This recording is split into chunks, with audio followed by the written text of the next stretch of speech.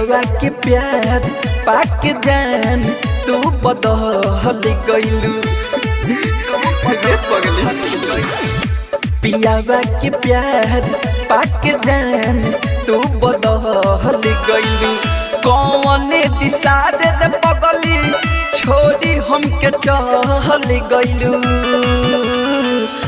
पियावा के प्यार पाके जान तू बदल गइलू रे। पियावा के प्यार पाके जान तू बदल गइलू।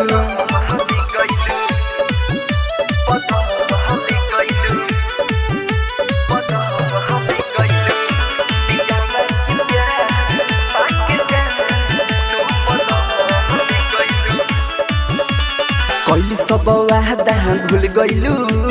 डोलिया में पिया संगे चल गइलू। सीना में मारी के खंजर सनम काढ़ी कर जवा बदल गइलू। कोई सब वादा भूल गइलू।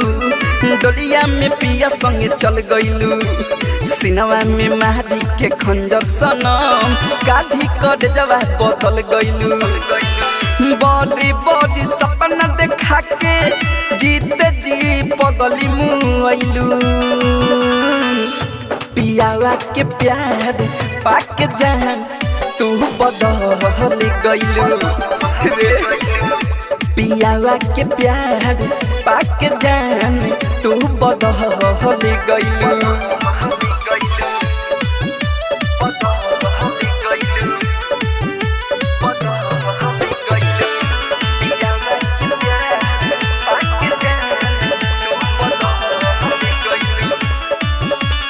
हम तो हदा के भुला दे हम जी के जिंदगिया देखा दे हम।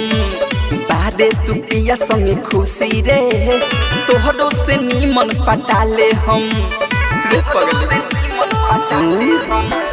हम तो हदा के भुला दे हम जी के जिंदगिया देखा दे हम। बादे तू पिया संगे खुशी रे तोहरो से नीमन पटा ले हम। सोनू दीप सागर के नजरी से पगली तू उतर गइलू। पियावा के प्यार पाके जान तू बदल गइलू। सुन पियावा के प्यार पाके जान तू बदल गइलू। Mix by Aaradhya recording studio चोरमा।